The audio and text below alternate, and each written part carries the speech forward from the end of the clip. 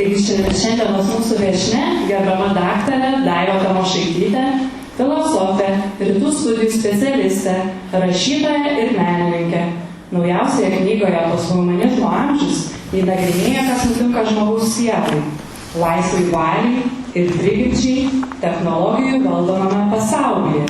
Autoriai šios pokyčius žvelgia ne tik kaip mokslininkai, bet ir kaip humanistinė vertybių puoselėtoja, išreikšdama rūpestį lietuvių tautos ir valstybės gebėjimo atlaikyti technizacijos bei kapitalistinės pažangos iššūkius. Kartu diskusijoje dalyvauja ir daktaras Marius Markuckas, politologas, visuomenės proceso analitikas ir vertybinės politikos balsas šį vakarą. Į posthumanizmą įžvelgia praktiškai, kaip filosofinės idėjos virsta politiniais sprendimais ir keičia piliečių laisvę bei visuomenę. Dar 2022 metais šią temą apsigynęs disertaciją, Marius padės mums suprasti, kaip posthumanizmo amžius, kad nėra tolima ateitis, tai jau vykstantis procesas. Kaip minėjau, gerbiamai Daivai, tikriausiai neatsitiktinai šiandien susitinkame gegužės 7-ąją, kuri kasmet minimos spaudos atgavimo, kalbos ir knygos dieną, primenančią kovą už kalbą, spaudą ir laisvą žodį. Nors tautos sąmoningumas anuomet nebuvo palaužtas, šiandien vis dažniau spaudą, gyvą pokalbį ir knygą, o kartais net ir tikėjimą bei bendruomenę pakeičia dirbtinis intelektas bei skaitmeninė erdvė. Taigi norėčiau pirmiausia paklausti jūsų, gerbiama Daiva, kokias vertybės ir pasaulinės tendencijos motyvuoja tokius žmonių pasirinkimus šiandien? Šičia girdisi? Taip. Labadiena, gerbiami klausytojai, susirinkusiai šiandien lietingą, bet reikšmingą dieną. Aš pati čia buvau turbūt prieš 15 metų, paskutinį kartą tik pristatinėjau knygą apie savo tėvą, profesorių Praną Tamošaitį, buvo koncertas ir štai dabar atvykau čia ir važiuodama, tiksliau eidama, netgi čia nuo stoties, pamačiau, kiek daug čia naujų pastatų, iš tikrųjų, žinokit, atvažiavau į Panevėžį kaip, tolima kažkokia paslaptinga vieta, sakyčiau, tokia įdomią labai. Kai tuo tarpu čia vaikystė mano ėjo. Kodėl? Tai aš pasinaudosiu progą priminti šiek tiek ir apie save, kadangi aš per mamos pusę esu panevėžietė, nes ši giminė iš mano mamos pusės, ji gyvena Panevėžyje už 100 metų. Ir mano protėviai čia gyveno keliose vietose pačioje širdyje miesto, senamiestyje, ant Nevėžio kranto. Turėjo daug žemės, o nuo Mato Paskačimo bajoro, kaip teigia istorikė Ona Maksimaitienė, yra prasidėjusi ir Panevėžio miesto istorija pasirodo. Jisai net buvo atleistas nuo mokesčių kažkada. Tai reiškia, kad buvo tikrai labai kilmingas, turtingas ir čia yra vienas iš mano protėvių, iš mamos pusės. Toliau, mano močiutė Antanina Brėgelytė Paskačimaitė lankė gimnaziją mergaičių ir mokėsi pas Bitę Petkevičaitę. Ir labai visada to didžiavas, labai šviesi asmenybė, visada sakydavo, pabrėždavo tiesiog, kad tai didelė garbė buvo asmeniškai būti mokom. O jos tėtis, mano prosenelis, Antanas Bredelis, buvo verslininkas ir policininkas ir žymus knygnešys. Tai matot, kiek sutapimų ir kokia mano ta linija iš mamos pusės yra ryški. Mano vakaros taip pat čia prabėgdavo ant Nevėžio kranto senamiestyje, po obeliomis skaitydavau, įdegydavau knygas, kol pati pradėjau jas rašyti. Tai va, tokia graži istorija. Aš tikiuosi, kad parašysiu ne vien tik straipsnį, bet ir rimtesnę studiją apie mamą. Kilmės iš Panevėžio, Bajoraitė, Regina Praksėda Paskačimaitė, Tamošaitinė ir atvažiuosiu taip pat jums pristatyti. Tai, žodžiu, knyga ir proga yra iš tikrųjų reikšminga. Tai ir dar tą pačią progą noriu pasakyti, kad tada jau šiandien aš ir pristatau savo tą naujausiąją knygą, tokią, jinai filosofinė, bet mes su Marium turbūt jūsų labai nevarginsime, nes aš matau čia ir garbaus amžiaus, ne tik tai jaunų žmonių, bet džiaugiuosi ir kad ir jaunų atėjo žmonių. pasišnekėsim, nes aš labiau norėčiau ne tokio monologinio tipo, kad čia mes susėsim ir senoviniu būdu tokiu iškilmingai kažką išdėstysime, bet norėčiau daugiau diskusijų, jūsų klausimų, nes man yra labai įdomu, šita posthumanistinė tematika arba dirbtinis intelektas yra labai pilotinė tema, iš tikrųjų sudėtinga ir man labai yra įdomu, kiek žmonės žino šią temą, kiek yra susipažinę su šitą problematiką. Tai va, tiesiog tokio galbūt po to, ką mes pakalbėtum, tikėčiausi daugiau klausimų. Ir dar tada baigiant dėl to viso švietimo ir panašiai dėl tos dienos, sakykim, na tai aš galiu pasinaudoti tokią progą, panevėžiečius pakviesti tuomet paskaityti mano svetainę www.posthumanizmas.lt ir pažiūrėti mano tinklalaidė YouTube proskyną. Knygoje yra surašyta. Tenai aš iš tikrųjų daug plačiau ir giliau įvairiapusiškiau nagrinėju šitą tematiką. Transhumanistinė, nes ji yra labai plati, labai daug naujienų atsiranda kas mėnesį, kas 2, kas 3 vis vyksta visokie pokyčiai technologiniai. Ir iš vairių taškų galima šitą temą nagrinėti ir iš etinio, ir iš politinio, ir iš ekonominio, ir iš religinio, ir vairiai. Mano ten yra ir straipsnių, ir podcastų, jeigu kas tikrai daugiau norėtų pasidomėti giliau ir vairiapusiškiau, tai labai prašau vienu žodžiu pasidomėti, tada mano tokia autorinė sklaida šios tematikos ir apskritai kultūros. Gerai, tai galima tada paklausti, Mariau, o kaip jūs vertinat šią knygą ir apskritai Lietuvos intelektualinėme kontekste? Ar pakankamai diskutuojama apie posthumanizmą? Labas vakaras, ar girdisi, reikia nuo mikrofonas? Tai gerai. Tai pirmiausia, tai aš tikrai norėčiau pasidžiaugti kaip panevėžietis, kad susirinko šiandien čia. Skiriat savo laiką tokiai, kaip gerbiama Daiva pasakė, pilotiniai temai, tokiam žodžiui, kuris galbūt daugelį iš jūsų iki šios dienos ir nebuvo girdėtas. Tai tikrai labai ačiū, kad atėjot ir kad man parodėt tokį intelektualinę panevėžiečių brandą. Taip pat pradėti tą savo pasisakymą norėčiau nuo Daivos. Daivos asmenybės, turbūt sakyčiau taip, skaitydamas jos naujausią knygą, aš matau humanitarį. Kitaip sakant, aš matau ne tik tai žmogų mokslininką, kuris, moderniai atsirado toksai dalykas kaip mokslininkas. Čia galima būtų cituoti įvairius filosofus, Makso Weberį, kuris liepia atskirti, žinote, faktus nuo vertybių. Tai ne, Daiva yra iš tikrųjų žmogus humanitaras, kuris savo moksliniai veikloj neatsiriboja nuo vertybinių klausimų, o mato mokslinės diskusijas, mato tam tikras idėjas, mato tam tikrus procesus, būtent per tą žmogaus prizmę ir, sakyčiau, žmogaus likimo prizmę. Tai pas Daivą, kas skaitysite šią jos knygą, tikrai pamatysite, kad yra toksai etinis angažuotumas, kur yra ne tik tai pristatoma, kas čia gali mūsų, kas čia vyksta, ar ne, bet apskritai yra toksai juntamas rūpestis žmogaus kaip būtybės likimo. Tas nėra labai įprasta, netgi, sakyčiau, mokslo pasaulyje mes esame skatinami būti tokiais neutraliais mokslininkais, maždaug vengti etinių teiginių, vengti pasakyti kažkokią vertybinę savo poziciją išreikšti. Tai Daiva tam priešinasi, valingai priešinasi ir tikrai yra retas žmogus šitam, kaip žmogus mokslininkas, bet tuo pačiu humanitaras, taip sakau. Pati knyga irgi yra iš tikrųjų labai plati tematika, čia aš buvau rodos paklaustas apie jos poreikį, tai sakyčiau, Daiva atvėrė kelius į tą naujausią filosofinę tematiką, kuri yra vadinama posthumanizmu, ar ne.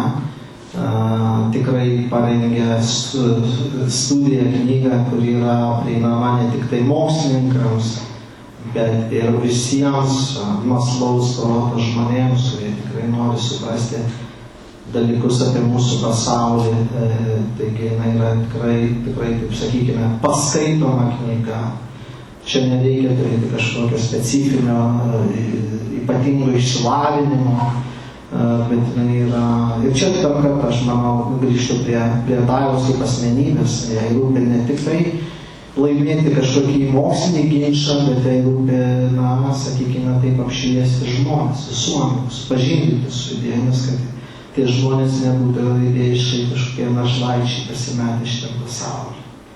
Tai, o pati knyga, tai yra iš tikrųjų parašyta virtuoziškai, kur atrodo mes diskutuojame apie ateitį, bet tuo pačiu Daiva sugeba paaiškinti, kuo ta diskusija apie ateitį yra svarbi, pavyzdžiui, kokioje diskusija yra svarbus, pavyzdžiui, aviščių palikimas. Atrodo, visiškai istorinė praeitis, ar ne, bet tos dalykus sugebėti sujungti idėjiškai, konceptualiai, tai čia yra didžiulis talentas. Ar atsakiau klausimą? Ar kažką reikėtų pasakyti? Gal kažkokių papildomų dar klausimų? Aš norėjau dar pakreipti apskritai, kad gal įvardintumėt politinę ir socialinę prasme, kokius iššūkius valstybė ir visuomeniai kelia tos posthumanizmo idėjos, iš esmės. Čia klausimas mano? Taip, jums. Matote, visos filosofijos, politinės, socialinės ir taip toliau, pirmiausia prasideda nuo klausimo ir atsakymo, kas yra žmogus. Nėra politinės filosofijos, yra socialinės filosofijos, ir šis klausimas vienaip ar kitaip nebūtų keliamas ir, nebūtų vienaip ar kitaip atsakomas, ar ne? Tai, šita knyga, ko yra reikšminga, ko yra svarbi, tai yra, jinai mėgina parodyti, kaip šiuolaikiniam pasaulyje, kokie šiuolaikinėme pasaulyje kyla iššūkiai, mąstant apie žmogų. Pirmiausia, apie žmogų. Aš sakyčiau, tai yra tokia antropologinė studija. Antropologija, kas gal nežino, kas žino, tai yra pirmiausia mokslas apie žmogų, ar ne? Tai aš sakyčiau, kad tas klausimas yra toksai, knygoje jis yra skleidžiasi kaip antropologija. Bet tuo pačiu tai yra ir politinis klausimas, nes nuo to požiūrį į žmogų, nuo žmogaus vertinimo, nuo pamatinių antropologinių prielaidų išeina, kaip mes matom žmogų, kaip mes jį suprantam, kaip mes jį traktuojam. Tuo pagrindu formuojasi ir visa kita. Bendriausia prasme, politinė, socialinė tikrovė. Ir čia toje knygoje yra šiek tiek rašoma, ne šiek tiek, bet mes daug rašoma apie tai, koks tas mūsų pasaulis gali būti, jeigu mes žmonės suprasime vienais ar kitais būdais, tokiais kokiais, pavyzdžiui, siūlo posthumanistai suprasti, transhumanistai.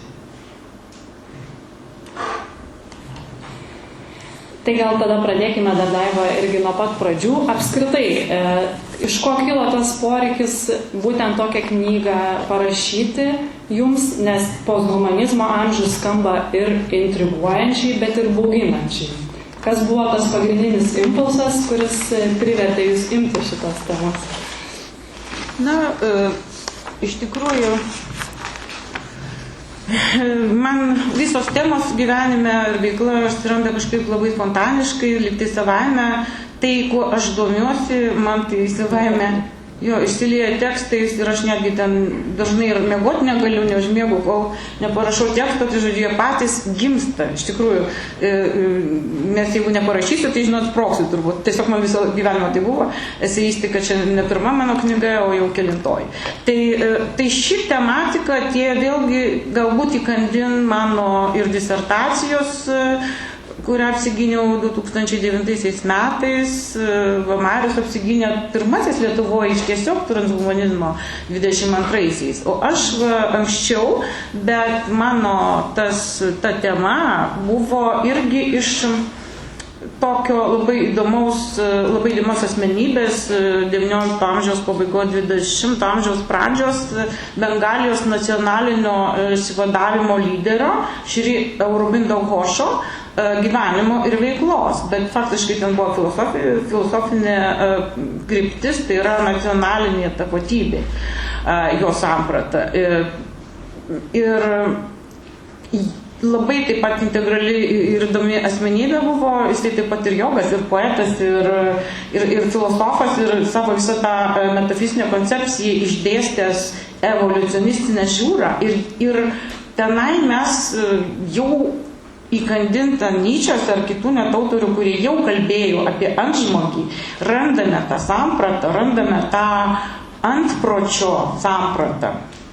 Tikrai yra gana sudėtinga, bet tai rodo, kad tai buvo tokia optimistinė žiūra į ateitį. Ir man va šita jo koncepcija pasirodė ne tik tai nepaprastai drąsiai, šiuolaikiška ir visa vedantinis korpusas, visas ideologinis jo yra rekonstruotas ir pateiktas modernė, gana sudėtinga anglų kalba, bet vis dėlto modernė kalba rekonstruotas. Tai žodžiu, būtent šis autorius mane atvedė į tą ateitį, nes aš irgi savo visada ieškojau, o kas mūsų laukia.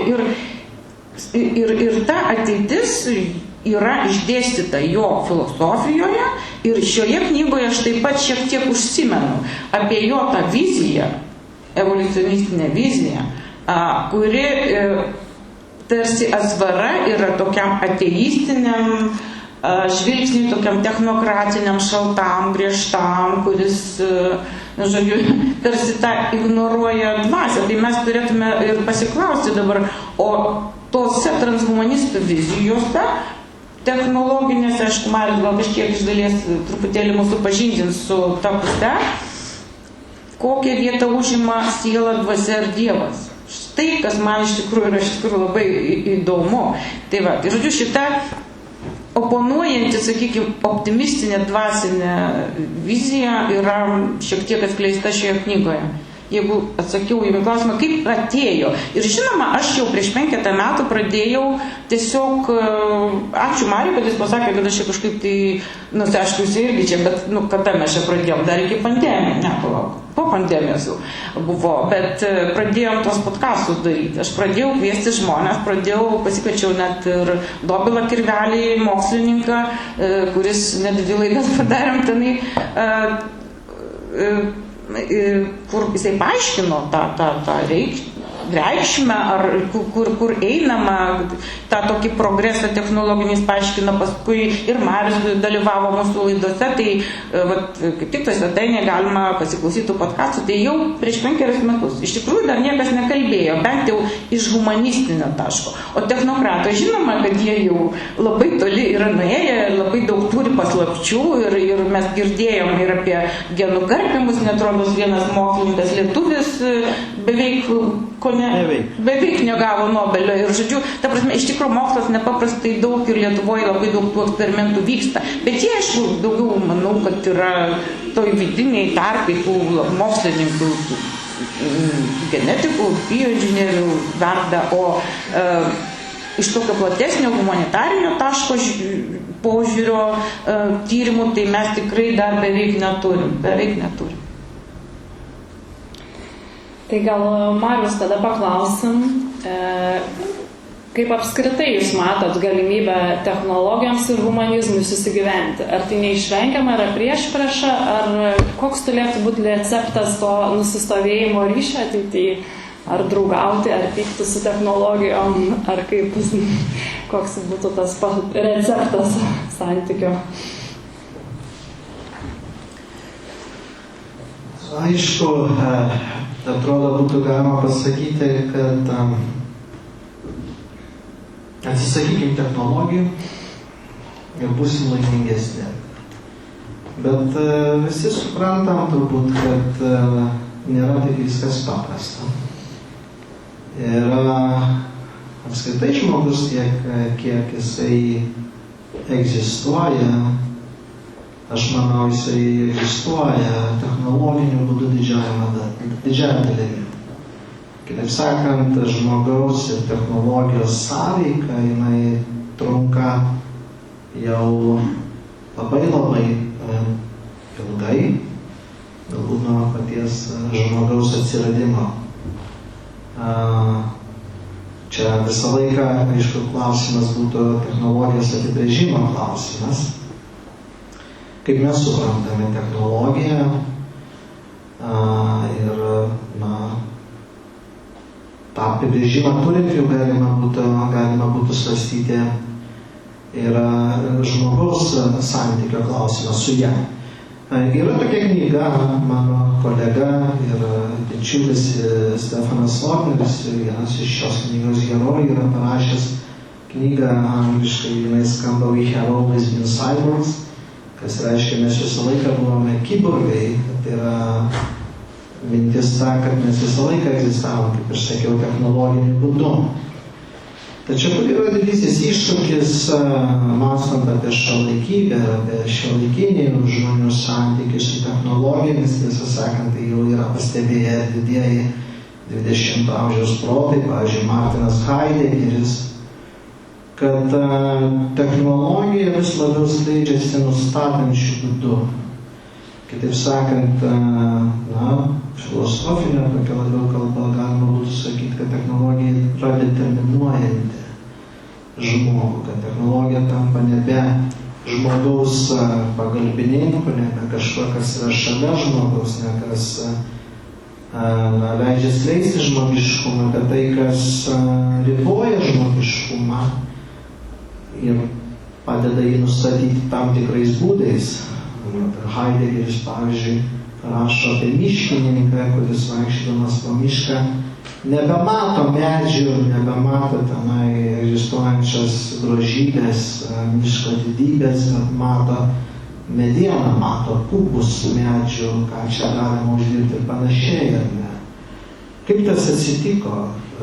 Atsitiko, galima sakyti, technologiniu būdu, kada mes įvaldėme galimybės medžius pjauti masiškai, ar ne, mes tapome kažkokiais keistais padarais, keistais žmonėmis, nebe tais, kurie vaikšto po mišką, žavisi viskuo, tokiu filosofai sakyta Eurikos principu, kur eina atranda žavisi, iš to gauna įkvėpimą, bet ne, mūsų akiplotis kažkaip susiaurėjo, kada mes įdėjom tam tikros technologinės galimybės. Ir dabar mes gyvenam pasaulyje, kuriame žadamas, galbūt jau mes įmatome neregėtas technologinis proveržis. Turbūt ryškiausias, toksai prieinamiausias pavyzdys yra dirbtinio intelekto pavyzdys. Ar ne, čia mes ir kalbos dieną minim, ar ne, tai galim pakalbėti galbūt ir apie tai. Atrodo, tokia galinga technologija, tiek galimybių mums atskleidžianti, bet tuo pačiu mes galime klausti. Mes tą technologiją galime panaudoti kaip gerą įrankį, ar ne, bet tuo pačiu, ar nėra tai, kad, pavyzdžiui, toje technologijoje egzistuoja tik tam tikri kalbiniai modeliai, kurie, taip paprastai sakant, susina mūsų kalbą, susina mūsų sąmonę, nes kalba visą laiką vyksta sąmonė visą laiką skleidžiasi kalbos būdu.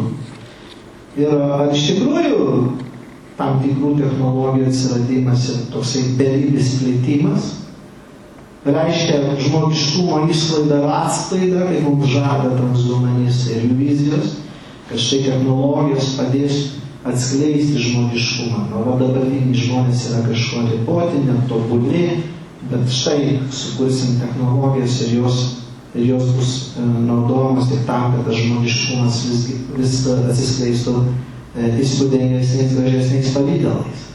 Bet sakau, tas dirbtinio intelekto klausimas yra gali būti toksai lakmuso popierėlis ir išeities taškas. Socialinių tinklų plitimas čia. Yra jaunų žmonių, kurie tikiu labai intensyviai naudojasi socialiniais tinklais, na tai pagalvokime, kaip tai mus formuoja, kaip tai mus veikia, ne? Ar tai, na, nesiaurina mūsų emocinio įgūdžio, mūsų empatijos, mūsų sąryšio su pasauliu, su kitais žmonėmis kažkokiu, ar tai neredukuoja mūsų, sakykime, viso šito dvasinio aspekto į kažkokį, na, emodžių lygmenį.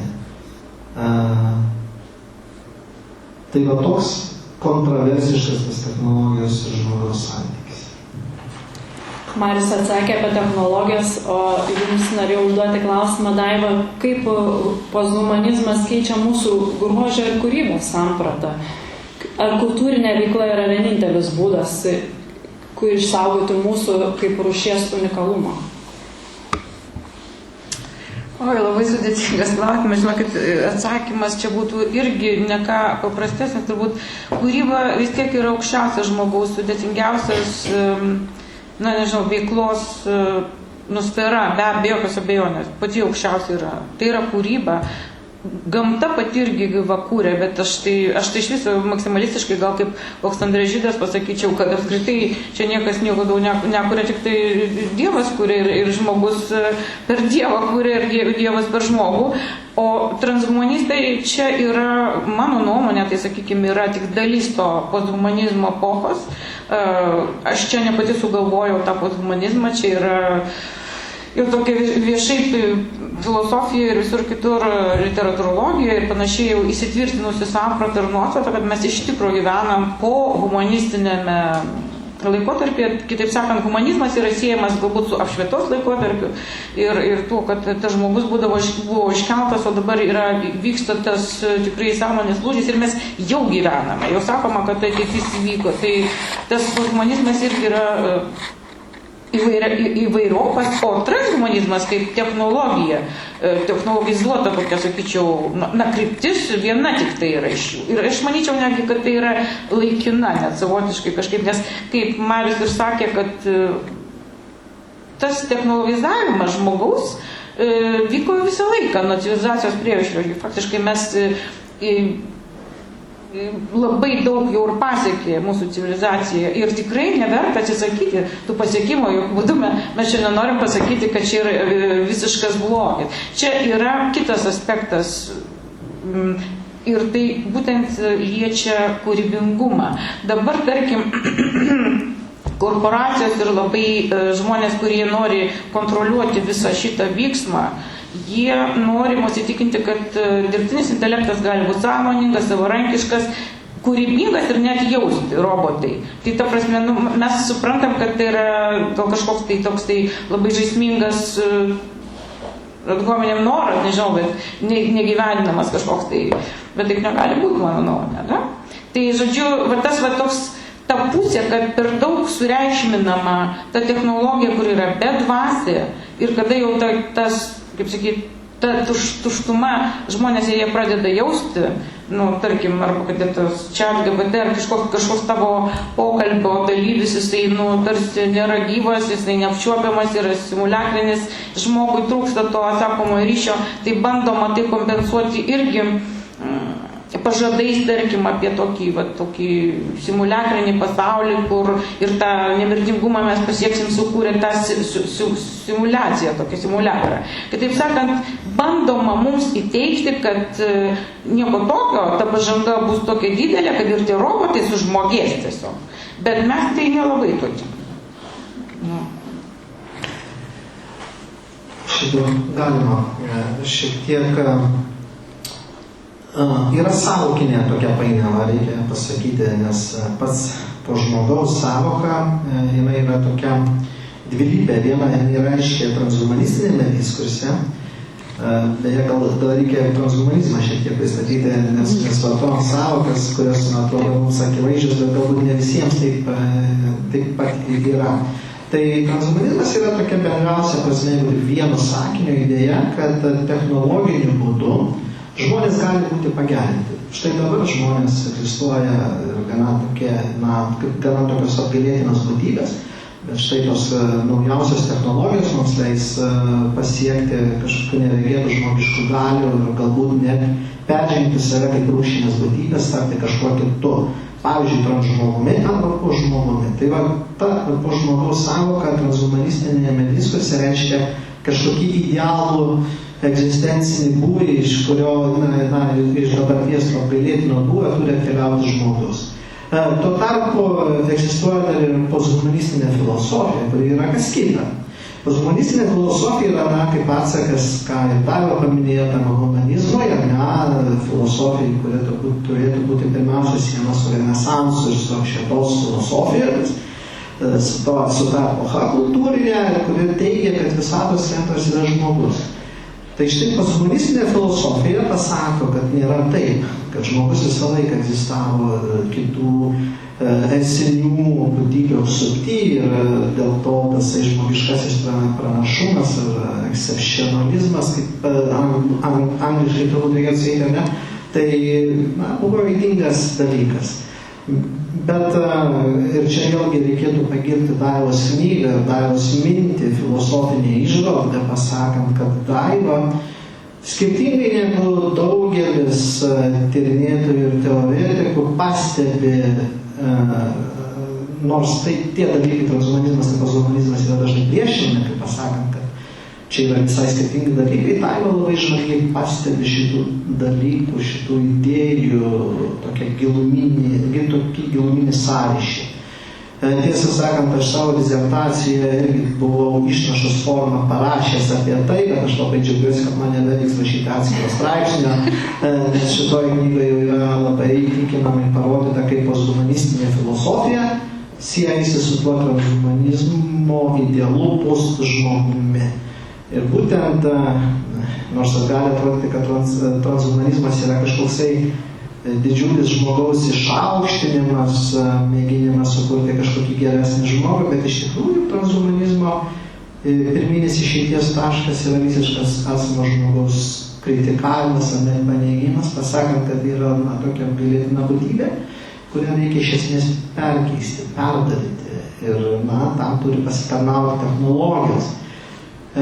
Ir, posthumanistinė filosofija pasitarnauja čia tuo, kad jinai irgi sutinka, kad žmogus yra nieko neypatingas esinys, lyginant su kitais tikrovės esiniais. Ir čia aš matau tikrai didelius pavojus, bendriausia prasme, sakykime, taip, etinius ir politinius ir socialinius. Daiva taip pat knygoje meta tokį tarsi iššūkį, kodėl nesudalyvauti posthumanistinėme diskurse ir nesukurti savo utopijos. Ką jūs apie tai manote? Čia jau man klausimas. Taip. Galėtume dar truputėlį pakartoti tą klausimą. Savo diskursą sukurti. Daiva, dar reikia pagirti dėl vieno dalyko, Daiva iš tikrųjų meistriškai siūlo mums naujas sąvokas šitą knygą, nes kada tu skaitai tuos tekstus, jų vis tiek yra daugiausia anglų kalba, tu susiduri su tam tikrais vertimo iššūkiais. Tai ko tik Daiva nepasiūlo tai knygai? Ir tarp žmogis, ir po žmogis, ir ant žmogis, ir iki žmogis, visokiausių sąvokų. Bet suprantate, tos sąvokos gali skambėti kaip tam tikri teoriniai konstruktai, kurie svarbus tik tai keliems žmonėms, kurie domisi posthumanizmą, transhumanizmą, ne? Bet iš tikrųjų nėra tai. Iš tikrųjų reikia skaityti tokias knygas, kad suprastume dabartinį pasaulį ir kad šitame pasaulyje mes sugebėtume save pažinti šitų sąvokų lygmenį. Kas mums grėsia?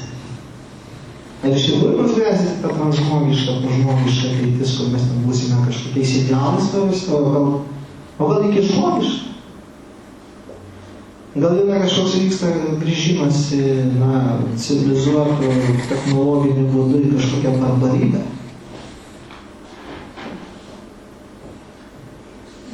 Tokios knygos padeda tai suprasti.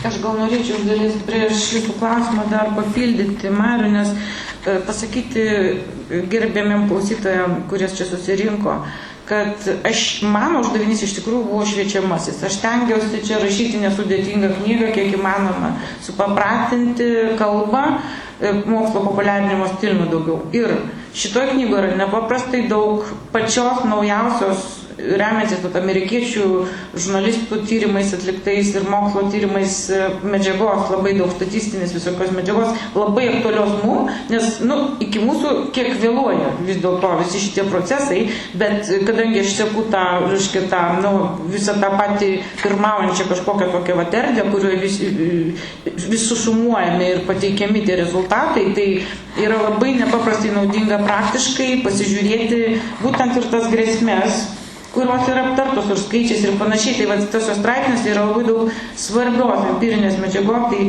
prašom močiutės irgi pirkti ir savo anūkam, nes jie gyvena šitam pasaulyje. Jeigu mes galvojam, kad mes jau viskas, mes išvengsim, tai nieko panašaus, jau tas didysis singuliarumas ir didysis įvykis, nes tai tie visi lūžiai, šuoliai paprastai įvardžiami events, įvykiais. Mums numatomas po 5 ar dar 10 metų. Aš paskui čia netgi pasituosiu vieną, kur knygoje nėra irgi viena labai svarbi aktualija. Tai, žodžiu, kaip vadovėlis netgi yra galima būtų sakyti. Aš čia negeriu įsirast, bet nesigeriu, noriu pasakyti, kad yra naudinga, nes mano tikslas buvo toks. Aš pati tai suprantu, aš galiu, skaityti ir pati su savimi ir su dausom diskutuoti, bet mano tikslas buvo žmonėm įmanoma kalba papasakoti apie tai, iš kur tos idėjos kilo. Va čia Roberto Mandoko knyga, aš recenzavau vienam straipsnį kultūros baruose, kur buvo spausdintas, tai labai prašau tikrai nenusivilti, nebrangi knyga, tiesiog, nes tai tikrai yra labai daug naudingų faktų. Tiesiog, bet norėjau papildyti Marių, kuris taip irgi į tą pusę kreipia kalbą. Tai gal iš to ir toks kyla klausimas, galėtumėt ir pasakyti, kam skiriate šitą knygą, ar būtent tiems žmonėms, kurie bijo tos ateities, kaip reikės susigyventi su visomis šitomis būtybėmis vardintomis, ar tam, kuris nekantriai jos laukia galbūt? Čia irgi toksai įdomus klausimas, tu niekada negali, nebent turi kažkokią vaikų auditoriją, rašai pasaką, aš esu parašęs čia iki vaikam kažkada, bet tai tikslinė ir tada tu kitokią kalbą naudoji. Tai kaip sakiau, aš vis tiek noriu prūsinti žmogų, aš norėčiau, kad žmonės ir nebūtų visiškai tokie technokratai, nes mano kalba nėra tokia jau irgi adaptuota kažkokia. Žodžiu, kad žmonės įprastų skaityti sudėtingesnius tekstus vis tiek, negu kad vidurkis. Čia nėra pats paprasčiausias tekstas. Ir dabar reikėtų lavintis, reikėtų mėginti tą žodyną plėsti. Ir tokie klausimai būtų, aš čia net pasižiūrėjau, ką aš čia galėčiau. Kaip filosofas mes galime ir klausinėdami kažkaip atverti tą protą ir žmonių vidinę klausą. Tai pirmiausia, mes turime pasipaklausti, ar tos šiuolaikinės technologijos, ar mums nekelia įtampos, kaip mes su to susitvarkom, ar mes suspėjame viską padaryti, ar visi šitie interneto atnaujinimai yra reikalingi, ar tie visi pokyčiai nėra per greiti, ar jie yra neišvengiami, o gal jie yra nebūtini. Skaitmenizacijos prasme, plačiausia prasme, ar ji būtina, ta skaitmenizacija, suskaitmeninanti visus mūsų gyvenimo aspektus. Ar mes spėjame su inovacijomis koja kojo? Ar šitos technologijos, čia GPT ir panašiai, visi čia ir taip toliau, dirbtinis intelektas, ar jisai neišstumia realaus žmonių gyvenimo bendravimo, ar neužima vietą? Ar mes nematom savo vaikų, kad jie kažkaip tai izoliuojasi ir gyvena visiškai kitokioje tikrovėje, ganėtinai skurdžioje, nes jie tiesiog su tom simulacijom daugiau turi matyti reikalų, negu su gyvai savo, pavyzdžiui, bendramžiais. Yra daugybė klausimų. Ir galiausiai, o kokią kainą mes mokam už tą komfortą, kad mes paimam tą daiktą, kurį aš pavadinau, čia mes kaip su implantais gyvenam. Žmogus jau nepilnavertis, nes jis turi implantą, nes jis be jo nepilnavertis viskas. Atimktų iš jo tą daiktą ir viskas, jisai tragedija yra. Jaunam, mažam vaikui ir jaunam žmogui jau viskas, jis yra tiek integruotas kartu su šito dirbtiniu intelektu, tai apie tai irgi čia yra knygoje praktinė pusė, bet dabar aš kalbu apie psichologinę pusę. Ir jeigu mes atsakom savo klausimą, kad taip, mums kelia įtampą, taip mes matom nesusikalbėjimą, mes matom žmonių susvetimėjimą, izoliaciją, tai rodo vieną dalyką, kad technologijos per daug greitai vystosi. Žmogus vis tiek turi per šimtmečius kultūriškai ir dvasiškai augti. Jis neturėtų tą įrankį padaryti svarbesniu už tave. Aš tarp kitko, kaip tik tai iš karto ir norėčiau pacituoti galbūt tokį visiškai netgi tą, kaip sakiau, grėsmingą, galbūt naujausią tokį dalyką, kad net pasirodo, dirbtinis intelektas jau yra praeitis. Tai vėlgi sakau, kur yra gimsta tos visos idėjos? Silicio slėnyje, kur Amerikoje. Visi mūsų duomenys saugomi kur? JAV.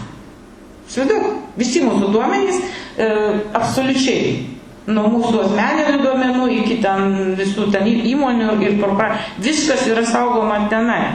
Ir dabar, aš čia ne per seniausiai pasižiūrėjau, kad tokį siužetą, kad Kalifornijos universiteto fizikas Anthony Ekviras, jau vienas iš tų sąžiningų mokslininkų, kuris savo paskaitomis nori žmonės apšviesti, nes žmonės, jeigu nesidomi specialiai, tai jie ir nežino iš tikrųjų, kas yra vykdoma. Ir tik taip vėliau, kai jau viskas įvyksta, yra supažindinami post factum su tai lytimi, kuri pasirodo jau įvyko ir tu jau nieko nepakeisi. Taip? Nei aktyvistai, nei visuomenininkai, jie jau nepakovotų žmogaus teisės, nes jau kažkaip lyg tai visuotinai priimta, ar ne?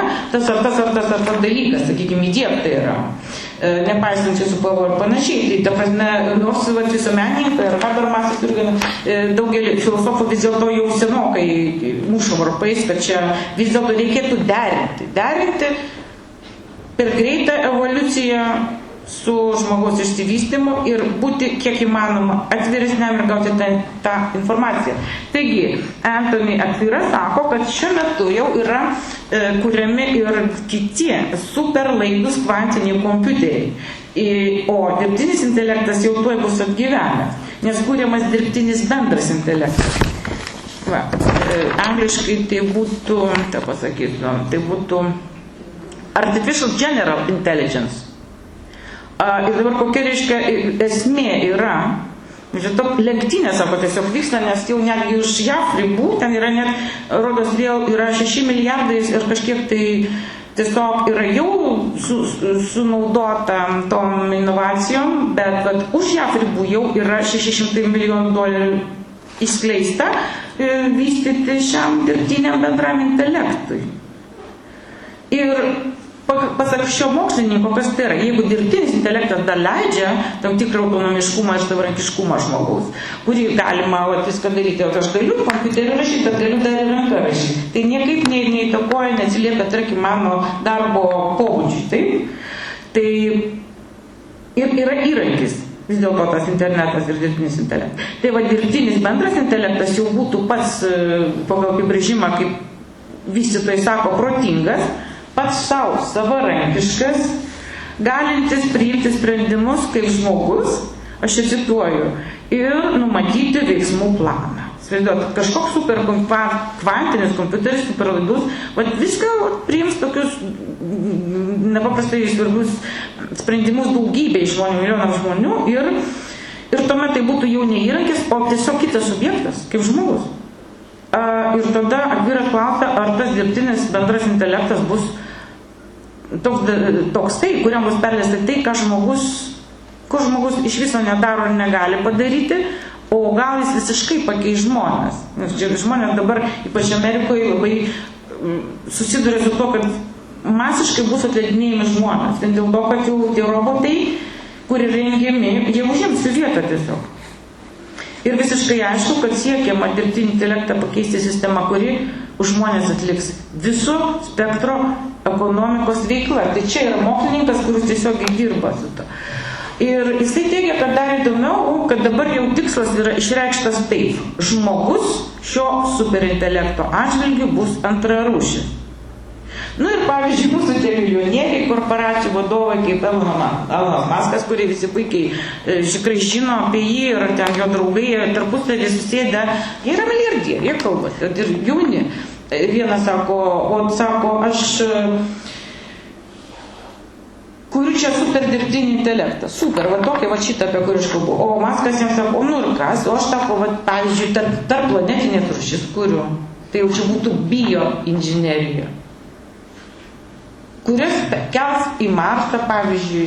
Ir čia yra normalus diskursas, suprantate, susėdė žmonės, kuriems viso pasaulio, nu šiuo konkrečiu atveju yra Amerikos mokesčių mokėtojai sumoka milijardus už tuos tyrimus ir už visą tai, kad jie vat, atsisėdė, kaip mes šiandien, va taip sako, komentuosi, ginčiasi, vienas sako, aš daugiau darau, nes aš kuriu super intelektą, o kitas sako, aš super rasę kuriu. Tai čia tikrai ne fantastika, tai jau vyksta. Tai jau vyksta. Jeigu galima, irgi įsiterpsiu į Daivos mintį. Taip, tai yra tam tikros vizijos, kurios gali atrodyti, ar tolimesnės, ar artimesnės, bet tiesą sakant apie tai, kas yra laisvė, kaip jinai veikia žmogų, šiuolaikinį žmogų, mes galime kalbėti ir remdamėsi dabartinio dirbtinio intelekto pavyzdžiui. Aš nežinau, daugam yra žinoma ar ne, tai yra istorija nutikusi su tuo pačiu garsiuoju ChatGPT, kai buvo Amerikos prezidento rinkimų metu berods paprašyta parašyti eilėraštį pozityvų apie Donaldą Trumpą. Ir ChatGPT atsisakė tą padaryti, tuo tarpu mielai sutiko tą padaryti apie Joe Bideną. Ir tada iškilo toksai klausimas, sakykime, toks pats fundamentaliausias klausimas, tai kiek tas OpenAI yra iš tikrųjų open, kiek jis yra atviras, ir kiek jis iš tikrųjų yra nustatantis tam tikrus kalbėjimo modelius, kiek jis yra, sakykime, diskriminaciškas, kiek jis yra segreguojantis. Ir, ką tie kalbiniai modeliai, kurie yra galimi, prieinami ir kurie skleidžiasi štai tokių eilėraščių formą arba nesiskleidžia, kaip tai, aš jau minėjau tą sąvoką, nustatinėja žmonės, kaip tai veikia jų laisvę, kaip tai veikia jų veikimą pasaulyje. Pažiūrėkite, ar nekeista, aš įsijungiu irgi Facebooką, turiu naudojasi. Tenai negali dėti to, negali dėti ano. Keiktis gali kiek nori. Rašyti keiksmažodžius. Ir niekas savo už tai nevės. Ar atsitiktinumas tai? O gal tai yra tam tikros kultūros formavimas? Dabar aš skaičiau nesenai mokslinę studiją naujausią, kur pasirodo, mokslininkai rodė, kad kuo labiau keikėsi, tuo intelektualesnis.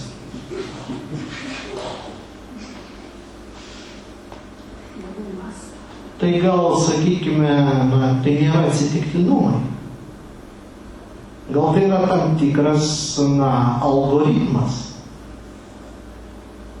skirtas formuoti tam tikrą žmogų, tam tikrą kultūrą, pagal kurią jis veikia. Dabar pasakykite mūsų intelektualus, šviesuolius, influencers. Ten nei vieno posto nėra be keiksmažodžių. Tai leidžiam. Tai va, į ką reikia atkreipti dėmesį mąstant apie technologiją? Apie tokią technologiją kaip šiuolaikinis dabartinis dirbtinis intelektas. Kokias kalbos ribas jis nustato? Yra senai žinoma, kad žmogus yra zompolitikon blogom, kalbanti būtybė. Pats žmogiškumas skleidžiasi kalbos būdu. Dėl ko šitą diskusiją pradėjome nuo dirbtinio intelekto ir nuo atkreipimo dėmesį, o ką daro tai mūsų kalbai. Lietuvoje čia kažkada buvo iškilęs klausimas, kaip pritaikyti lietuvių kalbą dirbtiniam intelektui. Tai sakė, reikia atsisakyti kai kurių lietuviškų žodžių, nes netinka dirbtiniam intelektui.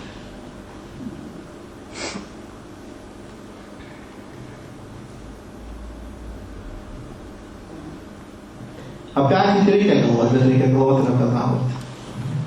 teisingai, manau, pasakyta, nes kaip ir dabar sakoma tokia tezė, kad technologija yra kaip amputacija. Kažką mes gauname, bet reikia susimastyti, ką prarandame visada.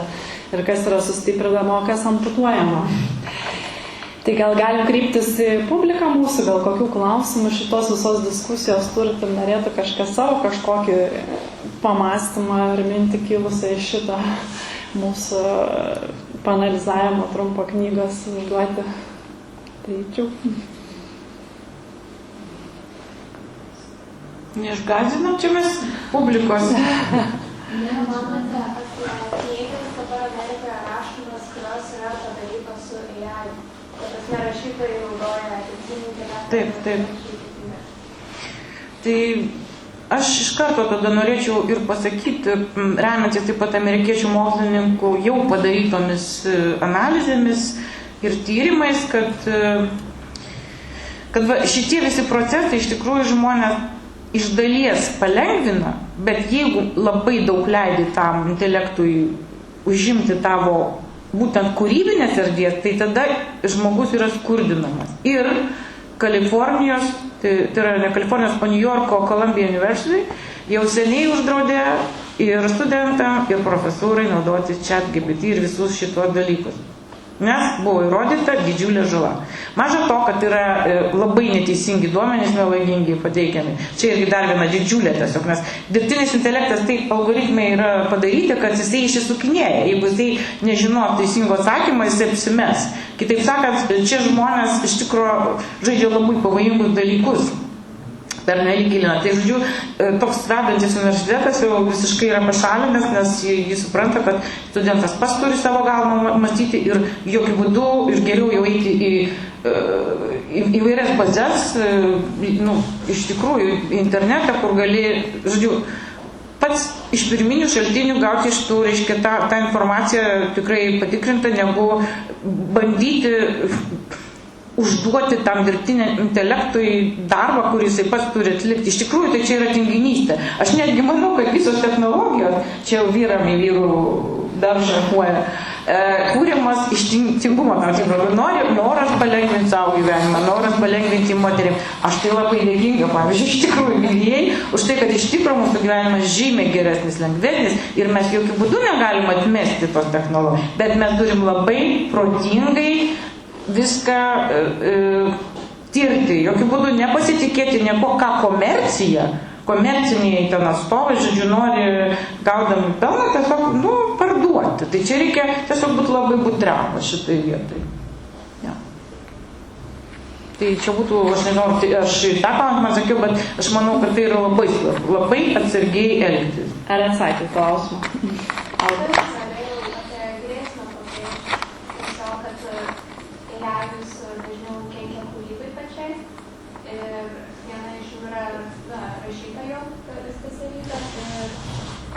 Jeigu žmogus nori tapti inteligentingesnis, intelektą labiau gauti ir semiasi knygos, tai jeigu ta knyga bus parašyta su AI, tai aišku, tuomet. Tai ne tik tai rašytojai tai liečia. Čia tarp kitko labai geras klausimas, nes naujausiam straipsnį apie muziką aš esu kaip tik tai įdėjusi tas ir skaičius, šiurpus, sakyčiau, naujausius skaičius apie dirbtinio intelekto galią. Tai tenai yra apskritai dabar be abejo gali rašyti ištisas knygas. Per savaitę sugeneruoja tūkstančius knygų, įsivaizduokit, viena kažkokia tai platforma, tūkstančius knygų per savaitę gali tiesiog įdėti.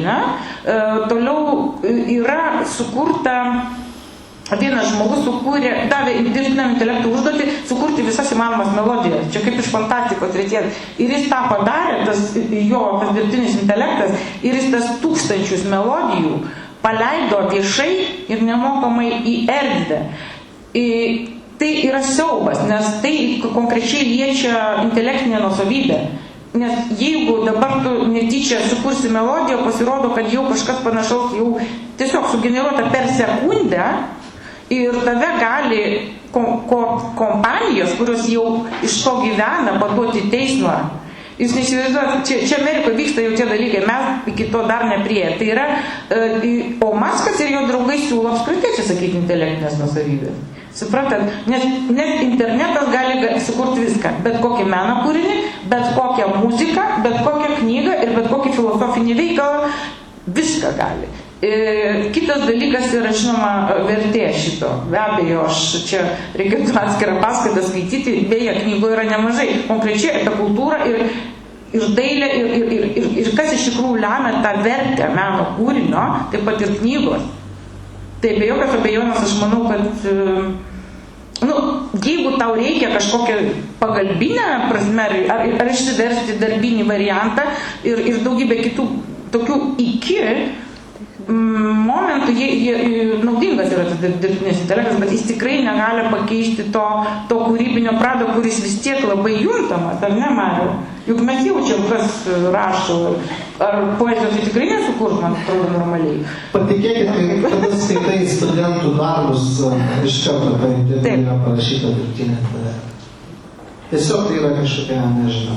Ir tai nėra? Nuojautos galbūt lygmenį, bet be abejo, tu matai to studento kalbėjimo ir rašymo prasilenkimą, tam tikras sąvokas ir panašius dalykus, kurie, leidžia pamatyti ir atpažinti dalykus. Šis klausimas yra labai geras, ačiū už jį. Iš tikrųjų būtų galima labai daug ką pasakyti tuo klausimu, kaip Daiva ir sakė, čia būtų galima skaityti atskirą paskaitą apie tai. Aš gal trumpai pasakysiu vieną dalyką, kuris man atrodo yra svarbus. Transhumanizmas ateina kaip idėja, tokia viliokliška idėja, kuris sako, įveiksim visus žmonių ribotumus, visus netobulumus, padarysim žmogaus tobulybę, išteisim jo žmogiškumą, jo kūrybinį potencialą, pasaulis taps kur kas geresnis ir gražesnis. Daiva pasakė, kad dirbtinis intelektas gali sukurti viską. Aš žinau, ką Daiva pasakė, tikrai neturėjo to minty, kad dirbtinis intelektas yra kūrėjas. Dirbtinis intelektas geriausiu atveju yra kontempliatorius, kuris lieka tam tikrame kalbinėme burbule ir kuriuo naudoja šitais kalbiniais tomis kalbinėmis galimybėmis, kurios egzistuoja, ir jisai negali sukurti mano įsitikinimu iš principo kažko originalaus arba autentiško. Aš labai mėgstu tokį pavyzdį, kurį naudoju ir savo darbuose ir esu, sakykime, taip atradęs. Pavyzdžiui, impresionizmas yra toksai tapymo stilius, ar ne? Mes galim tikrai paprašyti dirbtinio intelekto sukurti mums impresionistinį paveikslą. Jisai jį mums padarys, ar ne? Ir jisai bus iš tikrųjų panašus į impresionistų tapybą. Bet dirbtinis intelektas, mano įsitikinimu, iš principo negali sukurti paties impresionizmo. Kaip jis atsiranda? Nes technologija apskritai ateina kaip kažkokia perfekcija, kaip tobulybės siekis. Mes kūrime technologijas tam, kad taptume tobulesnė, ne?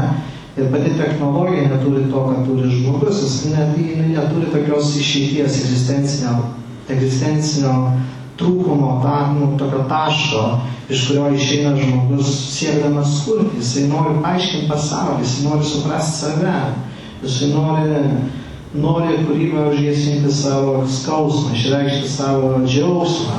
Dirbtiniame intelekte tas neegzistuoja. Ir, pavyzdžiui, impresionizmas. Kaip jis atsiranda? Štai saulėtekis, Monė, tenai mato. Jis nori jį greitai pagauti. Jis yra netobulas žmogus, supranta, dabar arba nieko. Ir jis pradeda tapyti tais potėpiais, ar ne?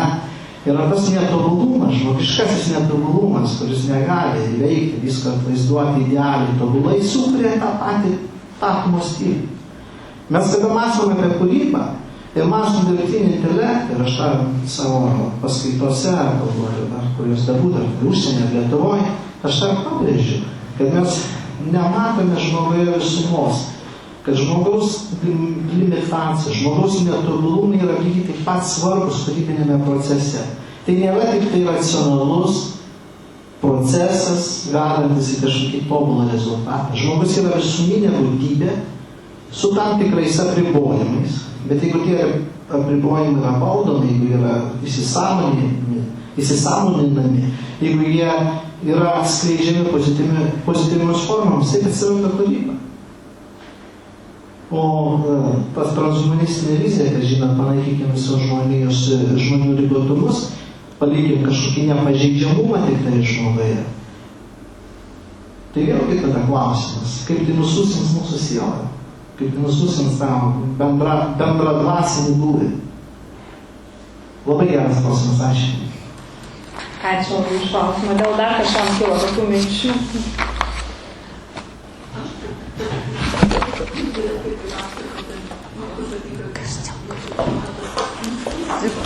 Jo, paimkit mikrofoną. Aš tiesiog, kaip pasakau, darimo apie tą nususinimą, nes man asmeniškai irgi pasikliausi, ta įvyko sovietinė melioracija mūsų krašto, ar ne, ir aš kaip, pavyzdžiui, važiuoju, man tiesiog verkti norisi, žiūrint tokių upelius, kurie yra ištiesinti, tai man ta dirbtinė intelektų, jie reiškia praradė savo dvasį, savo tikėjimą, savo tapatybę. Ir tiesiog baisus liūdesys matant tą visą nuliuotą Lietuvą. Ir dabar apie dirbtinį intelektą kalbant, tai iš principo dabar perkelta į žmogų. Tai visa ta melioracija vyksta. Tai dar vienas toksai, nežinau, nei kaip klausimas, nei kaip irgi į ponios Daivos mintį apie palengvinimus. Tai man asmeniškai, aš nežinau, tų technologijų palengvinimų tiek daug, bet laiko mes neturim daugiau. Tai čia tokia laiko prasme. Jo, klausimas tai mano kaip apie viršelį, kodėl pasirinktas yra toks viršelis, man kilo klausimas. Viršelis? Geras, ačiū, labai puikus klausimas. Viršelis yra mano sūnaus kūryba, čia yra fortas, kuris yra bičių avilys. Labai kažkada parodoj ten, kai studijavo dailės akademijoje, ten ir kažkokią tai premiją gavo, žodžiu, aktuali tematika yra todėl, kad jeigu pastebėjote, netgi kai LRT panoramą žiūrite, ką matote, korių simbolika, visur labai daug kur matom, net pastatuose, būtent šitą korio simboliką, taip? Šitas kūrinys tiesiog buvo, čia yra meno kūrinys, už tai viršelis tikrai man gražus, iš čia aš dėkoju tavo sūnui. Bet pati idėja yra hive mind, kitaip sakant, tas avilio protas arba skruzdėlyno protas arba korio protas. Apie kurį čia kalbama, jau čia mes tada einam į detalės, tikrai šiuo metu apie tai nekalbėsiu, bet tai ir kalbam apie dirbtinį bendrą intelektą, apie kurį dabar pasakiau, kuris yra kūriamas. Tai žmonių sujungimas, žmonių sąmonės, proto kažkokiu būdu, čia labai utopiškai skamba tas, ar ne? Nu, čia mes galim prisiminti Elono Musko tą Neuralink sistemą. Integracija žmogaus smegenų su kompiuteriu, superkompiuteriu. Tai galima tą simuliaciją padaryti įvairiais būdais, bet būtent tas simboliškai, jau pačia simboliškiausia prasme, korys ir reiškia žmonijos protų sujungimą tiesiog į vieną kažkokią tinklą, į tinklą. Įsivaizduojat, kokiu lygmeniu ir kaip tas daroma, čia jau galima klausti būtent Elono ir visų kitų inovatorių iš tikrųjų. Bet tai būtent yra simbolika. Va dėl to toks yra viršelis. O dėl melioracijos, tai iš tikrųjų labai gražiai pasakėt. Mes tikrai jaučiamės ir numelioruoti iš dalies, ar ne? Nes tarsi, iš tikrųjų dabar tas didžiavimasis tom technologijom išstumia mūsų žmogiškumą, pasitikėjimą savo kūrybinėmis galiomis. Niekada jų niekas iš tikrųjų nepakeis. Čia mes iš tikrųjų nespėsim apie tai pašnekėti, bet knygoje apie tai yra. Tikrai yra apie tai, kad aš pakalbėjau ir iš estetinės pusės, ir iš tikėjimo religinės pusės. Kas iš tikrųjų kūrė, kodėl tai yra svarbu, kodėl svarbu žmogui pačiam nuo pat mažens pereiti tam tikras pagal Jungą individuacijos etapus, procesus, pačiam išmokti padaryti, pačiam tą veiksmą atlikti. Kodėl tikrai galbūt gali būti ir svarbiau turėti žemės plotelį ir nepamiršti, kaip yra ugnis kuriama, ar ne, pečiuje, tarkime. kaip mūsų dar vat ir seneliai čia gyvena, Panevėžys, senamiesčio 64, mano mamytės fortepijonas stovėjo, kuris šiuo metu Vilniuje yra iš Bajorės pirktos, jinai groja fortepijonu ir už nugaros buvo pečius. Ir aš, pavyzdžiui, suprantu, kad mano močiutė ir senelis ir mano mamytė su broliais ten augo labai kultūringai, bet vis dėlto buvo kūrenamas pečius. Ir tas su mišingiu, su variu ir su mano močiutės nuostabiais rankdarbiais aplink tą pečių, reiškia, tai buvo tik ką mes gyvenom. O dabar toks didžiulis šuolis, mes nebesuprantam, kaip auginama duona, kaip ugnis įžiebama, kaip atsišildomas. Tai ta prasme, bet čia aš noriu pasakyti, kad žmogus turi pereiti taip, kaip gemalas žmoguje turi pereiti tas filogenezės visas stadijas. Embrionas išsivysto. Jisai per trumpą laiką, per 9 mėnesius žmogus pereina pagreitintų būdų visą savo evoliuciją, ar ne, ir šitaip. Tai ir žmogus, kaip psichologiškai bręsta ir fiziškai, jis irgi turi iš dalies galbūt pereiti ir nepamiršti žmonijos rankų darbą, sakykime, nepamiršti rašyti ranką, nepamiršti būti skautu, būti šauliu. Eikit į gamtą, tikrai netgi labai siūlau, aš pati esu šaulė.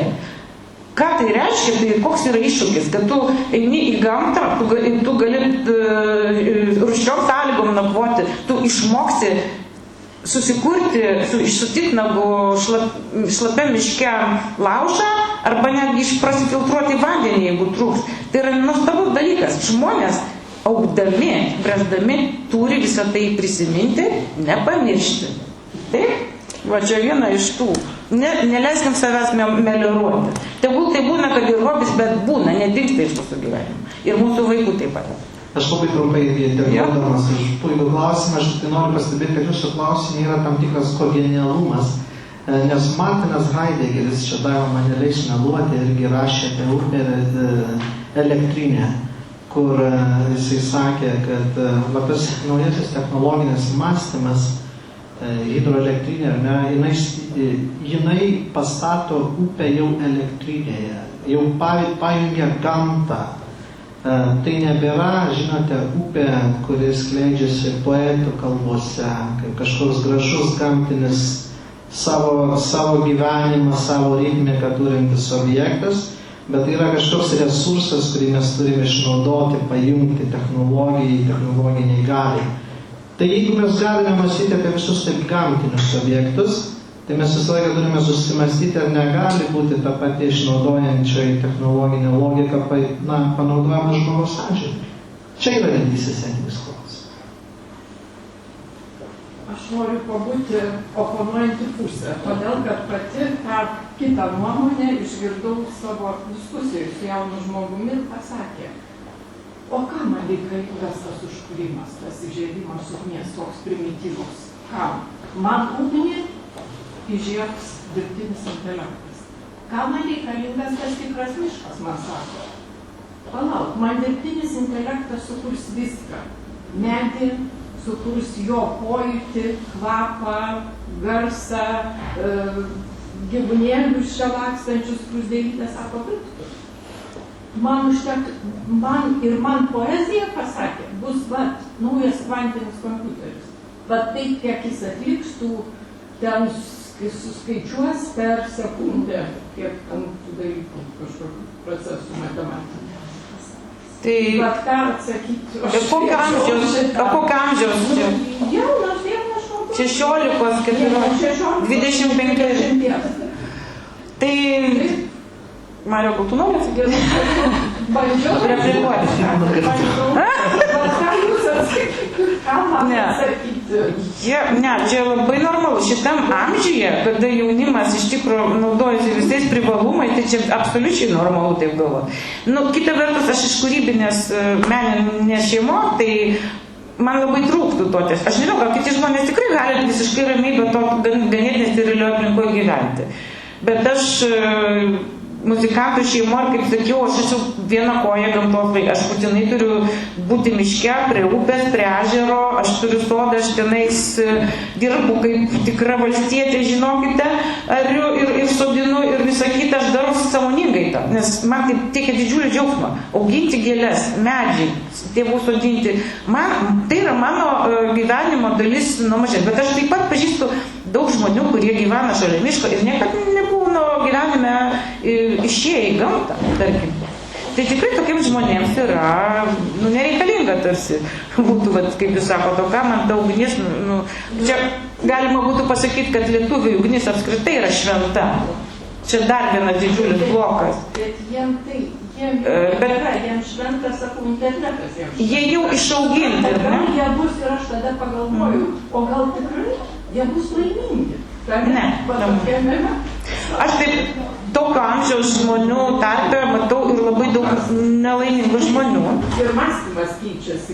Jeigu šitas asmo konkretus yra laimingas, tai aš, čia, tai gerai, aš nežinau, daug, bet labai daug yra tokio amžiaus jaunimo ir priešingai jaučia tą egzistencinę krizę ir savižudybių labai daug jaunimo tarpe, turėkime omeny. Ir čia, tarp kitko, knygoje yra statistika. Kaip yra net tas ChatGPT ir visą kitą priveda jaunimą su savo to bendravimu, nes izoliuoja ir panašiai prie savižudybių. Yra labai keblus dalykas. Tai dar klausimas, ar tas jaunuolis neįklips netyčia į tą tokį bendravimą su tokiu pavojingu algoritmu. Žodžiu, šitoj sistemoje yra labai daug tokių povandeninių olų, reikia labai atsargiai. Tai, visai trumpai galima būtų pasakyti, kad čia ir amžinas technokratų ir kultūrininkų humanitarų ginčas. Suprantate, tai, kas kultūros žmogui yra akivaizdu ir be to išgyventi negali, tas technokratai visai nereikalinga yra. Bet šių laikų bruožas tas, kad technokratai mano, kad jie aukščiau. Jie pirmauja, jie visus veda ir visą kitą. Nereikalingai arba antrarūšis dalykas yra. Tokia situacija yra. Technobumas. Prašau. Norėjau atsakyti, pridurti prie Leno geriau būtų, kad nuneštų. Tai yra knyga tokia, romanas Gabijos Grušaitės. Girdisi, bet geriau vis tiek, kad... Ir kreipia klausimą, tai seniai skaičiau vieną romaną, Gabijos Grušaitės Krygo sapnas. Tai kaip tik apie tai ir kalba, ką jūs ką tik paminėjot, kad jaunas žmogus susiduria su tiksliau bendrauja artimai labai su robotu, yra izoliuojamas ir visiškai pamiršta ryšį su gamta ir tą gamtos sakralumą. Tai apie tai labai gerai, jau yra knyga, apie tai rašoma ir veiksmas vyksta ateityje. Tai aš manau, tą knygą galima tiesiog ant dešimtmečių rankas paskaityti. Būtent, kad tokia literatūra jam patinka. Tai labai daug, aš Grušaitę pati esu skaičius, nes kai buvau Briuselio komisijos literatūrinės premijos žiūri narė nacionalinė, tai mes skaitėm tos jaunimo ir Grušaitė susipažino su jos urbanistinė literatūra yra. Tikrai urbanistinė ir čia viskas yra gerai, bet yra ir daugiau labai įdomių autorių, kurie rašo giliau. Nes matot, vis tiek ta technologija, tos technologijos, jeigu jos bus perdėm, kaip pasakyti, užgožta žmogaus pasaulį, tai jos irgi gali būti neamžinas. Aš darau prielaidą, tokia filosofinė, kad tai yra neamžina. Šitos technologijos pirmiausia dėl to, kad jos neapsakomai brangia. Labai trumpai pasistengsiu. Jeigu mes galvojam, kad tai nekainuoja, visi šitie panorėjau, paklausiau ChatGPT, užduoti, tu man čia išvertum čia. Kiekvienas paspaudimas kainuoja. Kodėl visam pasaulyje kyla mokesčiai? Už elektrą ir už visą kitą. Kodėl pradeda stigti gėlo vandens? Nes yra plečiami duomenų laukai, kurie sunaudoja milžiniškus kiekius elektros ir jie vis daugiau bus sunaudos jų. Ir vandens gėlo būtinai aušinimai turi būti. Suprantate? Mums tik atrodo, mes patys, viso pasaulio žmonės, užmokam už šitos neva žaidimus, kurie atseit nekainuoja, jie kainuoja. Mes viską esame apmokestinę. Tai kam tą daryti? Bereikalingai. Jaunimas žaidžia bereikalingai. Čia yra įpojimas. Tiesiog žmonės yra neįspėti apie tai. Ir dėl to, ir tai yra nepaprastai brangios tos technologijos reikalauja. Ir ar amžinai žemės ištekliai bus tokie neišsemiami, kad visa tai bus tik augs ir didės ir visa kita, ar neteis toks laikas, kai tiesiog viskas bus atjungta, paprasčiausiai. Ir tada žmogus, tas, kuris buvo pririštas, kaip aš sakau, prie tų, kaip su implantais gyvenas, nebepilnavertis be jų yra, tai jis nebegalės išgyventi gamtoje rūščioje. Tiesiog, vieną dieną staiga viskas dingsta. Negalvokim, kad tai irgi nėra distopinis ateities scenarijus, tai yra vienas iš scenarijų. Ir mes tokius scenarijus matom Hollywoodo produkcijoje. Labai daug yra tokių scenarijų. Kodėl apie juos negalvoti? Tai atviras klausimas apie ateities technologiją. Taip. Noriu paklausti, ar jums teko skaityti ir esate susipažinusi su korėjiečių kilmės vokiečių filosofu Hanu.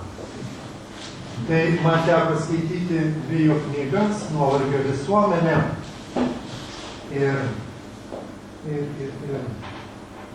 apie ritualų nunykimą. Tai paliko didžiulį įspūdį ir keletą minčių. Jisai įskiria, kad ankstesnė visuomenė 19 amžiaus, 20 amžiaus iki vidurio maždaug buvo industrinė disciplinuojanti visuomenė, o dabar jau šiandien gyvenam postindustrinė pasiekimų visuomenė. Ir kaip nebūtų keista paradoksalu, kad postindustrinės pasiekimų visuomenė žmonės ir yra ta nuovargio visuomenė. Kada industrinė disciplinuojančio visuomeniai kontrolė buvo žmogų iš išorės. Kad jisai našiai dirbtų, būtų ten produktyvus, taip toliau. Dabar ta kontrolė perėjo žmogaus vidų. Jis pats save disciplinuoja ir nuvaro iki išsiekimo, iki depresijos, dėmesio sutrikimo ir visą taip toliau. Bet paradoksalu, kad jaunas žmogus, apie ką jis kalbėjo, labai žavisi technologijom, bet statistika rodo ir kai kurių filosofų darbai rodo, kad ta visuomenė kuo toliau tuo labiau yra nuovargio visuomenė. Ir technologijos, kurios turėtų žmogų išlaisvinti, sukurti jam laisvo laiko, bet koks paradoksas, nūdienos žmonės vis labiau neturi laiko. Vis labiau tampa technologijų, pasakysim pagal šliogerį, baudžiaujininkais. Bet technologijos kaip tik turėtų žmogų išlaisvinti. Dalis žmonių ir bijo to, kad jie bus išlaisvinti ir nebeturės ką veikti. Nereikės dirbti, jiems bus mokamas kažkoks bazinis atlyginimas. Tai, matot, čia gali kalbėti, atsiprašau, aš jūs nutraukiau, gal dar kažką norėjau pasakyti? Dar vieną mintelę. Tai postindustrinės pasiekimų visuomenės žmonių imperatyvai tap savimi. Priklausyk tik savo, būk šeimininku savo pačiam. Čia pagal Haną. Bet būti šeimininku savo pačiam, realizuoti save yra labai, labai sunku. Visų pirma, mes nežinom, kaip tai padaryti. Dabar, ar jau esu pats savimi, ar dar ne. Kaip čia man pasimatuoti? Ir tas perfekcionizmas, tą pačiu savimi, būk racionalus, būk produktyvus, taip toliau, žmonės įvaro į išsiekimą. Tokia mažiau pagrindinė mintis. Aišku, jau nekalbant apie laiko pokyčius, nes esė knyga yra, daug yra esė. Tai važiuoju apie laiką. Tai yra darbo laikas, yra pakilietasis laikas, šventės laikas. Tai postindustrinio pasiekimų visuomenės žmogus, jis nuolat gyvena tik tai darbo laike. Jis nebesugeba pereiti į pakylėtąjį laiką, kontempliatyvų, į šventės laiką. Taip, jeigu nesate susipažinusi, tai tikrai siūlau labai dėmiai. Labai ačiū. Labiausiai dalykai, ką paskutiniu metu suskaitęs. Labai ačiū už citatas ir už tai, kad domitės. Nuomonių yra labai įvairių. Čia nebūtinai yra nuovargio, tik tai visuomenė ir to laiko neturėjimas. Yra tokia nerimto niekada elito labai milijardierių klasė, tarp kitko, kurie iš dalies ir diktuoja tas madas visas, kurie nežino, kas yra darbas, jie niekada gyvenime nedirbo, jie iš tėvų paveldėjo turtus didžiulius ir jie tik tai linksminasi. Ir jiems yra kita problema. Aš esu rašęs straipsnį. Jie iš nuobodulio nebežino, ką daryti. Jie viską turi. Suprantat? Ir šita klasė labai ir diktuoja, tarp kitko, tas visas eksperimentinės vizijas, nes jiems nuobodu, jie nori kažką iš naujo išrasti, eksperimentuoti. Čia dar vienas dalykas yra. Kaip vyksta pasaulyje viskas, tai nežinau. Čia. O konkrečiau klausimas, koks tada būtų, jūs tik paskaityti. Klausimas, nuovargio visuomenė. Jūs pastebėte, nuovargio harmo. Visuomenės tipologija. Nu jo, aš kitaip ją tipologizuočiau, gal čia Marius dar aš tavo kažkokią diskurso irgi naują pasakytų mintį apie tai, bet mano šitoje knygoje, kaip kolegos sako, yra egzistenciniai klausimai keliami, pirmoji. Tai yra neišvengiamybė ir būtinybė to, kas vyksta. Tikrai negalvokim, kad čia kažkas sugalvoja. Ne, tai jeigu mes priimam, kad vis dėlto dvasia ir siela evoliucionuoja, kad žmogus vystosi, tobulėja, auga, bręsta, kaip medis, kaip gamtos dalis.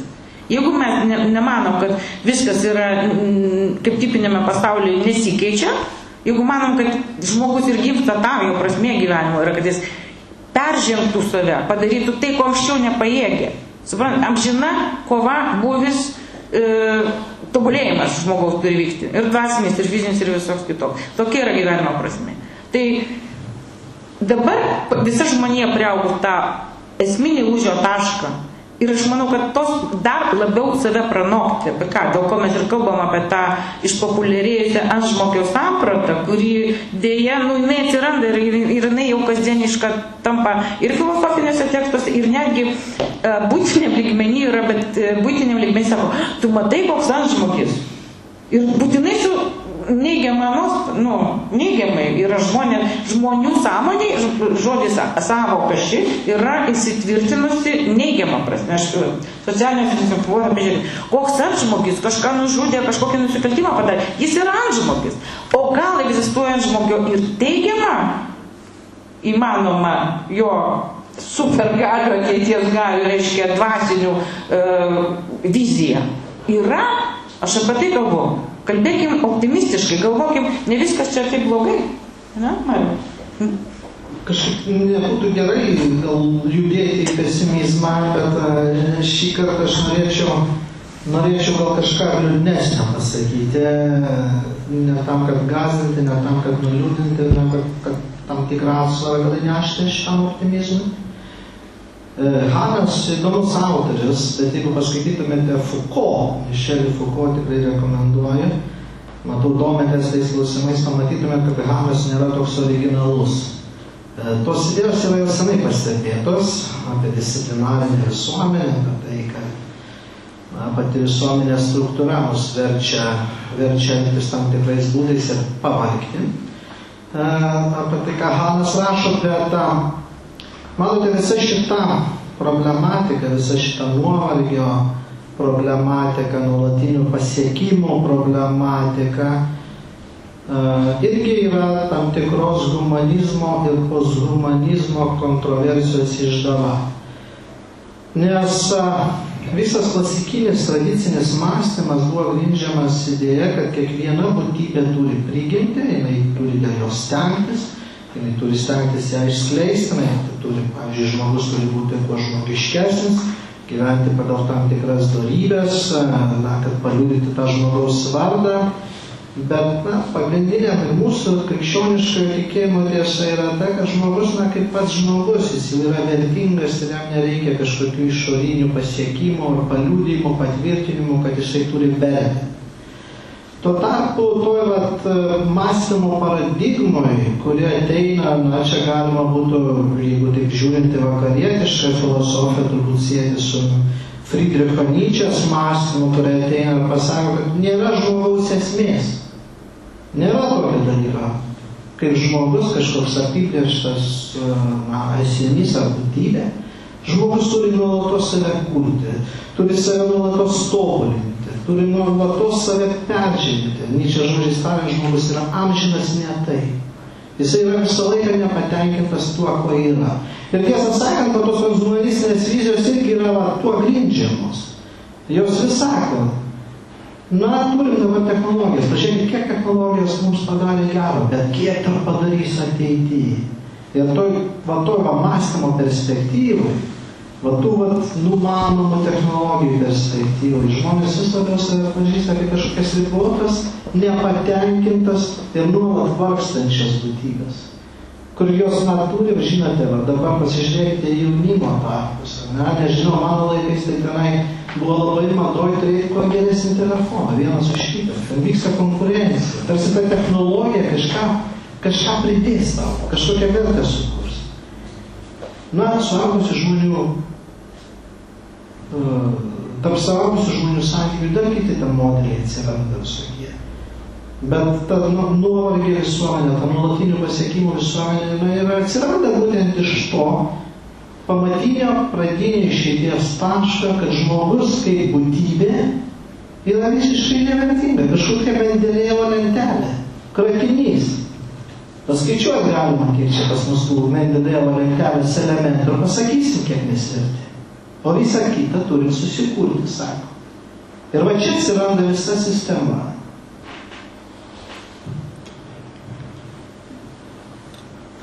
Gal jeigu norėtųsi iš optimistinio labiau taško, tai galim turbūt atsisukti tai, kad visas ratas madų ir visko šiek tiek sukasi ir po šitos kartos ateis karta, kaip žanama, kuri atmes technologijas visas ir sugrįž prie pirmykščių dalykų, kas buvo paminėta, ugnies kūrimo ir viso, tai apie tai Daiva ir kalba savo knygoje daugiausia ir kreipia dėmesį. Dar čia yra tos dalyko kita knyga, kurią aš išverčiau būtent apie šio mąstytojo gyvenimą, Širvinto Gošo, kuris taip pat kalba panašiai kaip Nyčė, nors Nyčė turi vitalistinę sampratą žmogio, bet Gošas turi ant protinio žmogaus, dvasiškai, aukštesnio lygmens ant žmogio sampratą turi. Tai irgi sakė, kad žmogus yra tarpinė būtybė, netobula. Bet yra nuostabus žmogus, yra nepakartojamas. Jis yra kiekvienas iš mūsų yra unikalus. Ir mes banguojam, mes gyvi, mes gyvenam. Čia tokia didžiulė vertybė yra. Tai, žodžiu, labai siūlau ir tą knygą nusipirkti. Jo, kažkiek truputėlį dar sužinot, nežinau. Nes tai yra tikrai nauji dalykai, nauji vardai.